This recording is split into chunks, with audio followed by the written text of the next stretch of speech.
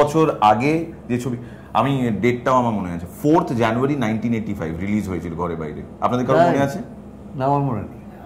আমার মনে রাখার কাজ, আমি মনে রেখেছি 4th জানুয়ারি 1985, অন্তত অফিসিয়ালি তাই দেওয়া আছে ঘরে বাইরে। তুমি কি জানো ঘরে বাইরে কবে তার অঙ্কুরোদ্গম হয়েছিল? না, এটা তো আপনি বলবেন। কিছু কিছু জিনিস তো আমার না জানারই কথা। 1955 সালে পথের পাঁচালী হয়, তারও আগে। হ্যাঁ, সত্যজিৎ রায় প্রথম ভেবেছিলেন ঘরে বাইরে করবেন, মানে তখন একটা প্ল্যান করেছিলেন, একটা চিত্রনাট্য তৈরি করেছিলেন, দু একজনকে মানে ভেবেও ছিলেন, যেমন হরিদাস স্ত্রী। তখন থেকে ওর মাথা ঘরে বাইরে ঘুরছে। আর আমি ফিল্ম করতে আসার পর থেকে, অর্থাৎ এবং ওর সংস্পর্শে আসার পর থেকে প্রায়ই শুনতাম একটা ছবি শেষ হতো, পরের ছবি কী করা যায়, সেই সময় ওইটা আসতো।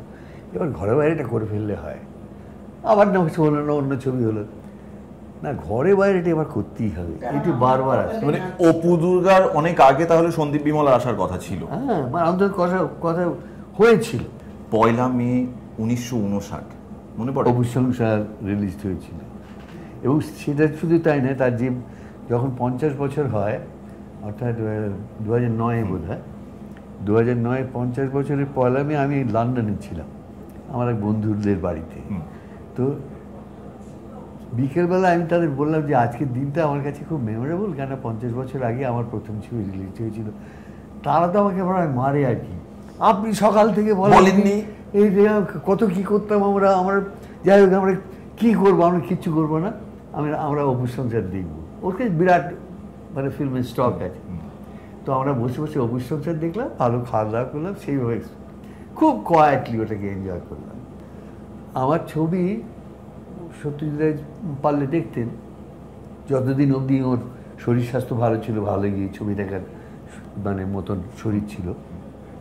তা একটা কোনো ছবিতে উনি দেখতে গিয়েছেন, আমি জানি না সেই ছবিটা উনি দেখেছেন, তাতে একটা সিন ছিল, আমি 3/4 ব্যাক প্রায়, আমার কিছু দেখা যাচ্ছে না, আর হিরোইন তার প্রেফারেন্সের শট, এবং সে মানে যেরকম ব্যানাল সমস্ত আইডিয়া হয় সেরকম ধরনের সব একটা আইডিয়া সিন এ করে আমি মনে মনে হাসছি আর হিরোইনের সঙ্গে ইয়ার্কি মারছি।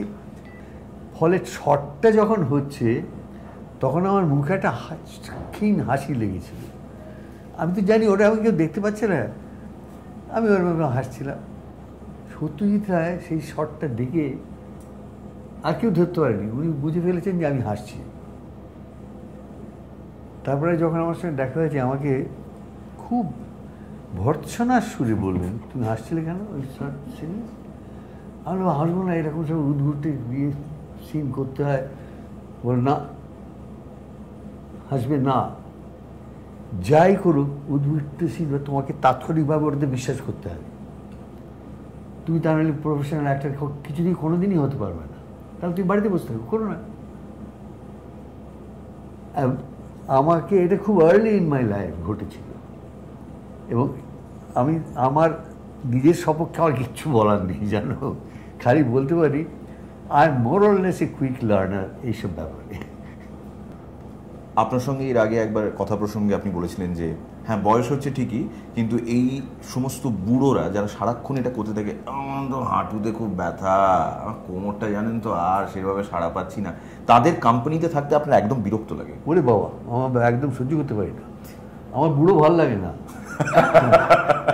সেই জন্যই কিন্তু বুড়ো হয়েছি সেই জন্যই বলছি আমি নিজেকে বুড়োর মতন করে চলতে চাই না, সেরকমভাবে চালাতে চাই না। আমি যখন আয়নায় দেখি আমার নিজের ছবিটা, তখন আমার কিন্তু খারাপ লাগে না, আমার মন বলে যে বাহ, এটা তো একটা মজার চেহারা হয়েছে, যৌবনে তো এই চেহারাটা করতে পারতো না, ওর তো আর এই গানের এইগুলো দিয়ে হয়নি মজার। আমি তোমায় একদিন একটু আগেই বোধহয় বলছিলাম যে আমার জীবনের সমস্ত অবস্থাগুলো, দশা যাকে বলে, সব দশাগুলো আমি কিন্তু এনজয় করতে করতে এসেছি। তো তাহলে I have no reason to complain. আমার কমপ্লেন নেই, খালি এতগুলো অব্যবস্থা হয়ে যায় শরীর টরীরের জন্যে, যে কারণে কি করা যায়, তখন মাঝে মাঝে বিরক্ত হয়ে ভাবি যে আচ্ছা এই যে জীবন নামক ব্যাপারটা, এই শৈশব থেকে যৌবন, উত্তর যৌবন, সব দিন এত আনন্দ, এত কি বলবো উত্তেজনা, এত রকমের অভিজ্ঞতা দিয়ে ভরিয়ে দিয়েছে, এই বোধহয় সব কড়াই গন্ডায় শোধ করে দিতে হয় বার্ধক্যে। এই কষ্টটা অমুক, ওই কষ্টটার জন্য চলতে পারি না, সেই কষ্টটায় বাঁধ ধরে নার্সিংহোমে ভর্তি হতে হলো, এইগুলো বোধহয় ওইগুলো মিটিয়ে দিয়ে যেতে হয় সব। আমি ঠিক এই প্রসঙ্গেই জিজ্ঞেস করবো যে আপনাকে দেখে এখনো, আমি যদি এই রুম থেকে বেরিয়ে আমার অফিসে যদি ঘোরাঘুরি করি এবং আপনাকে রীতিমতো প্যারেড করাই, এমন অনেক অল্প বয়সী যুবতীরা রয়েছেন যারা বলবেন আহ সৌমিত্র, তারা বলবেন। হ্যাঁ, এবার এটা আপনিও মানবেন।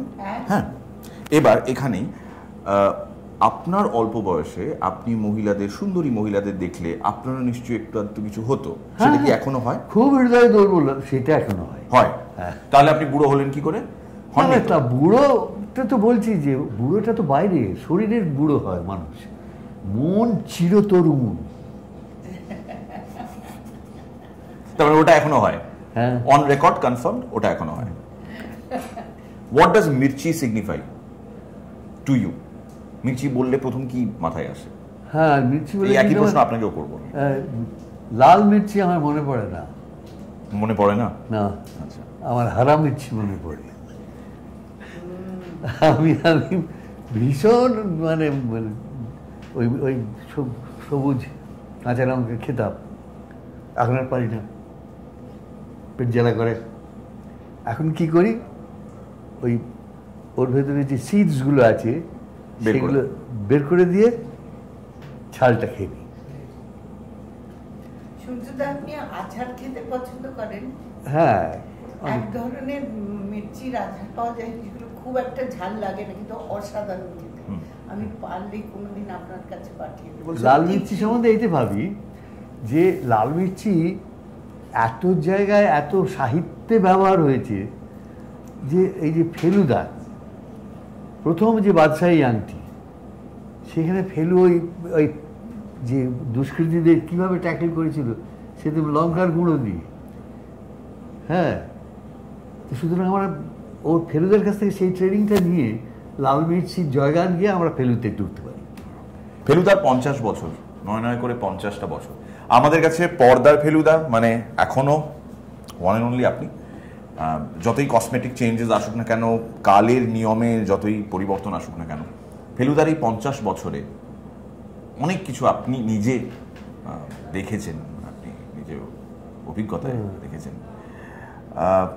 এখনো যে কম্প্যারিজনটা হয়, অন্যায়ভাবে হয়, কিন্তু হয়। অ্যাজ অ্যান অ্যাক্টর স্পেশালি তাদেরকে জিজ্ঞেস করুন যারা আপনার পরে ফেলুদার ভূমিকায় অভিনয় করেছে, তারা প্রত্যেকে এই কথাটা বলে যে এই যে প্রত্যেকবার একজন কেউ ইন্টারভিউ করার জন্য মাইক্রোফোন অন করলো, তাতেই বলল আচ্ছা সৌমিত্রবাবু যে ফেলুদাটা প্লে করেছিলেন, সেইখানে আপনি যখন এটা করছেন আপনার কি একটু আলাদা করে প্রেশার মনে হচ্ছে না?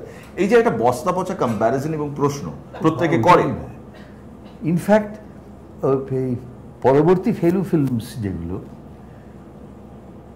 আমি খুব খোলাখুলি বলছি, সেখানে আমার বরঞ্চ ফেলুদেরই একটু আমি পছন্দ করছি। অন্যান্য যে আর্ট টাইপসগুলো লাইক জটায়ু টটায়ু আমার একদম ভালো লাগছে না, বরঞ্চ ফেলুগুলোই আমার কাছে অ্যাকসেপ্টেবল। যদি সেই সময় মানে যখন আপনি সোনার কেল্লা করছেন, জয়বাবা ফেলুনাথ করছেন, সেই সময় যদি কোনো ডিরেক্টর এসে আপনাকে ব্যোমকেশ করতে বলতো, আজকে যে একজন আর্টিস্টের কাছে এই প্রলোভনটা তো রয়েছে, তাকে তো বলা হচ্ছে যে আর ফেলুদা করো না বা আর ব্যোমকেশ করো না, তুমি ফেলুদা করো। আবির এটা ফেস করেছে, ব্যোমকেশ না ফেলুদা, আপনি কি সেটা করতেন? সেই যে আমি তো বলতে পারছি না, I am not very sure, but probably I would have declined the offer for the moment, কেননা ওই দুটো ইমেজ একসঙ্গে ওরকমভাবে চলতে থাকলে তাহলে কি আর আমাকে এখনও 15-16 বছরের ছেলেমেয়েরা ফেলুদা ফেলুদা বলে ডাকবে রাস্তায়? ফেলুদাই বলে, ডাকতো না, ফেলুদা বলে। হ্যাঁ, কিন্তু সেটি ব্যোমকেশ তখন নিশ্চয়ই আমি করতাম না, হয়তো পরে করলে জানি না, ভেবে দেখতাম, I am not very sure. অথচ ব্যোমকেশ আমার ভীষণ প্রিয় চরিত্র, ভীষণই ভালো লাগে আমি ব্যোমকেশ।